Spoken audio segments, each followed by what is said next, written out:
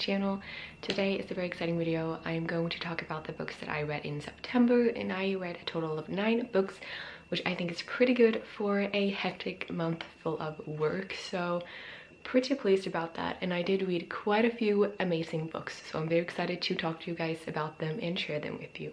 So let's just get started. So the first books I'm going to talk to you guys about is the series, and that is the Curse Breaker series by Bridget Kimmerer. So there's 3 books in total. We have the first book, A Curse so Dark and Lonely. We have the second book, A Heart So Fierce and Broken, and we have the third and final book, which is A Vow So Bold and Deadly. So I'm only going to talk about the first book because the second and third book is kind of hard to explain if you haven't read it, and I don't want to spoil anything, so I'm just going to talk about the first book. But this series I think was really good. I think it's a great start up like fantasy if you're just getting into fantasy. I think it's an easy YA fantasy that's very easy to follow. The language was pretty easy, and the world building to me is also very easy to understand, and you kind of get into it very quickly in my opinion. So this is a Beauty and the Beast retelling. So we have this cursed kingdom where a prince lives, and in order to break that curse he has to find a girl to fall in love with him, you know, and he's tried that a million times, and you know, he's just never found the one until this one girl, Harper, shows up, or he kidnaps her, I guess, and everything kind of changes. So this first one I think is pretty all about the curse and breaking the curse, finding the girl. But the other 2 books have a lot more going on, which I can't really get into. But it's a great series, and I'm so glad I finally read all the 3 books, so I finally have closed the chapters. It's kind of sad because I read this one quite a while ago, so I've been putting off reading the third one, but I thought it was time to get a closure to this beautiful world. And I don't know, I just really loved it. It's a great Beauty and the Beast retelling. It has all of the things that you want. I feel like it has a romance that's great, but also very realistic. You know, it's not love at first sight, and I love the female badass lead, and I just think it's a great fantasy. So I definitely recommend this if you're looking for an easy fantasy to get into. And yeah, so good. I gave this one 3 out of 5 stars. I gave the second book 4 out of 5 stars, and I gave the third book 3 out of 5 stars. The next book I read in the month of September was Last Night at the Telegraph Club by Melinda Lowe. First of all, I love this cover. It's probably why I bought it, because when I bought it, I didn't really know what it was about, but I think it was a great book too. But it's definitely a cover buy, and I'm not mad about it. So in this one, we follow Lily, who is a Chinese American living in San Francisco, Chinatown. Also, I love the fact that it was set in San Francisco because that is one of my favorite cities around the world. Like, I've been there and I fell in love. It has a very special place in my heart, which is also I think why I really enjoy this book, the setting. So we follow Lily in the 1950s in America, where being gay or lesbian is not really accepted. It's not really something that you talk about or, you know, show up in public. It's kind of taboo, and it's not something that is accepted, unfortunately, in that society or in that time in the world.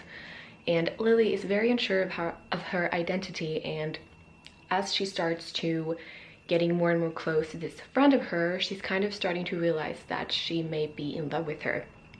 And it's a very beautiful but also very hard at times to read because of how it was back then. It is heartbreaking to get to follow her parents and how they're, you know, it's very difficult for a traditional Chinese family to tell them that you're lesbian.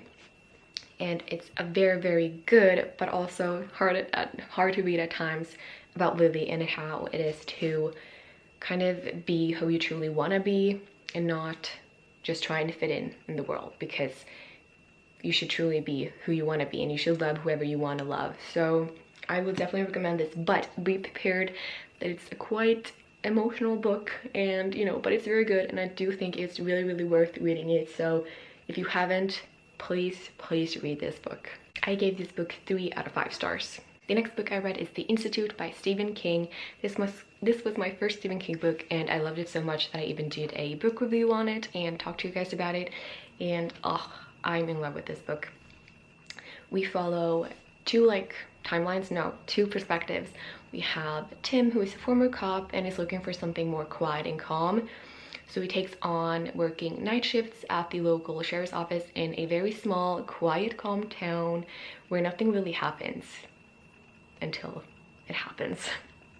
And then in another perspective, we follow Luke, who is a 12-year-old genius. He just aced the SATs, he's going up to college, but one night he gets abducted from his house, from his bedroom in the middle of the night, when his parents are asleep in the room right next door. And when he wakes up in something that looks exactly like his room, except there's no windows.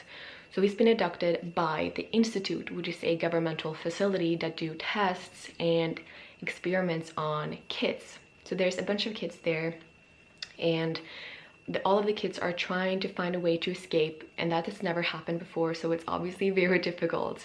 They also find out that the Institute is all over the world in different countries. There is facilities like this. And all of these kids have gifts. They are selected into groups, so they're either TP or TK. They have the gift of telekinesis or telepathy. And together, with their powers, they're trying to escape. They're trying to shut down the Institute for good. And it is such a good book. I loved it, and it's definitely not going to be my last Stephen King book, and I do think it's a good Stephen King book to start with because it isn't too long, and it wasn't too intense. It was perfect. I loved it. I give it 5 out of 5 stars. The next book I read is Lock Every Door by Wiley Sager, and here we follow Jules, who doesn't really have any family. She just broke up with her boyfriend, and she doesn't really have anyone. She doesn't have a job, she doesn't have an apartment.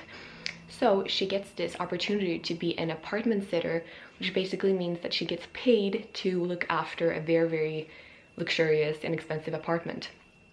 And that's a red flag right there in my opinion, but she is doesn't really have any choice because she needs money and she needs somewhere to stay while looking for a job. So she takes on this opportunity.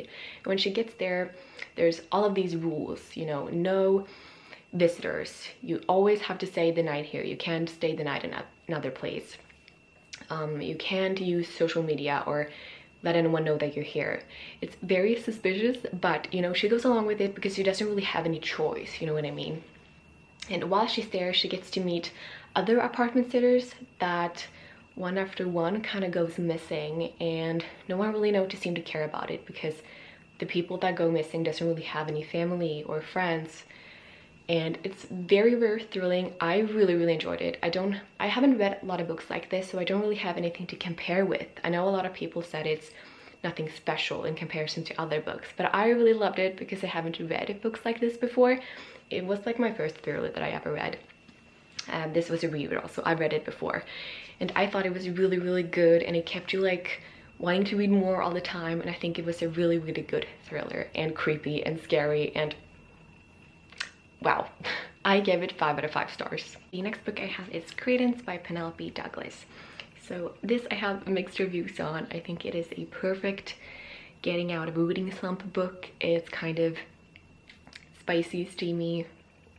You have to separate reality from fiction, and I do understand why people have issues with it. It deals with like a lot of taboo stuff, so I get it. But I think it was like a fun, very easy, perfect getting out of the reading slump book.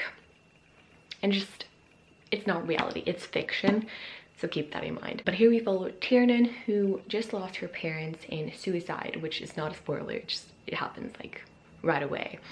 So she's a couple months from being 18, so technically she's still a kid and has to have someone, like a guardian. So she gets to live with her uncle, who is technically her step uncle, so they're not blood related, which is very important to know. In the middle of nowhere in the woods, he lives with his 2 sons. One of them is, oh, I don't really remember.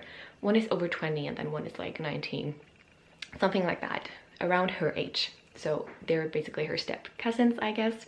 And so she comes off living there, and you get introduced to this uncle who's pretty young too, a lot younger than her dad was. And then these 2 kids, or men. And it is very weird at times. I did think it was very weird at times and a little bit too much for me, because all of these 3 men kind of, I think they're just very lonely. They have been living in this house, and in the winter they get snowed in, and I think they just want really company. And I think Tiernan too is very lost. She's very lost and looking for comfort in the wrong places, I think, because she does get involved with all of these 3 men. Yes. And what's also important to know, because I looked up some reviews, and she is 18. She gets to like her birthday before anything happens, so she's technically like an adult when everything happens. So just, you know. But yeah, I think it was very weird at times, and I don't think this book is for everyone. It's a lot of taboo situations that happening, but I still did enjoy it, and I still wanted to read it to see what was going on. And I think it did have a pretty good ending, so definitely a beautiful ending, and I would definitely recommend it if you're a person who can separate reality from fiction and just kind of have fun with it. Don't take it too seriously. Yeah, I gave this book 2 out of 5 stars, which might seem a little, but it was still good. It was a bit weird as well, I gotta admit. The next book I read was also by Penelope Douglas, and this was Corrupt. And this is the first book in the Devil's Night series, I believe, and I definitely wanted to pick this up because I've heard it was a dark romance, and I love the cover, and I felt like it would be perfect for the fall time. So I did enjoy it, but also I thought it was a little bit weird as well, and I didn't really follow along. So they follow Michael and Erica. So Michael is, I think, 3 years older than Erica, and Erica used to have this boyfriend that is Michael's younger brother. So they know each other because Erica would always hang out at their house, of course, because she was dating his younger brother. So they know of each other, and Michael has always been this scary, hot person for Erica. That's kind of like weird and mysterious, but so handsome. And he's a part of a group with 3 other guys, I believe, and they call themselves the 4 Horsemen. And I didn't really understand what they were doing. It was very weird. They had these things that they did. They took people, they took girls, and it was just very weird, and I didn't really understand what the hell was going on. And also we follow the present, but also like 3 years ago timeline, because something happened between these 3 years ago. They kind of get to find out along the way, and then the present. So it's very interesting, but it's also so confusing because you get to know what's going on along the way. So in the beginning you don't really understand, but as the book goes on you start to understand, and you start to like get to know what's happened between them 3 years ago. So yes, it was a dark romance, handled a lot of dark topics, trigger warnings, so definitely check that out for a lot of dark themes. And yeah, I gave this book 3 out of 5 stars.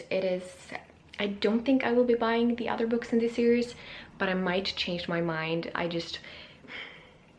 don't know. It was good, I guess, and very like hot and spicy, but I think it's because I'm not in the mood for romance right now. I just don't really feel like it, but maybe in the future I will get the other books because there's a few more out there in the same series. The last book I read this month was The Da Vinci Code by Dan Brown. This was my first Dan Brown book, and I've actually ordered another book of him because I really did enjoy this, and I'm excited to explore more of his works.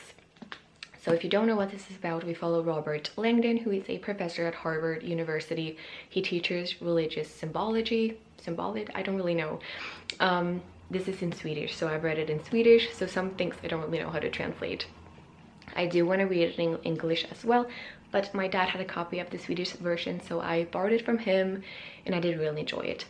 So yeah, we follow Robert, who's a professor, and he teaches religious symbology, and he is in Paris for a lecture when he gets woken up in the middle of the night by a phone call from the French FBI kind of thing, that someone important has been murdered at the Louvre, the museum in Paris, and left behind is a bunch of symbols and messages, codes, and they want Robert to help them find out what happened because he's really good at symbols and stuff. What he doesn't know is that the French FBI has him as a main suspect because he was supposed to meet this person that was murdered, but he never showed up.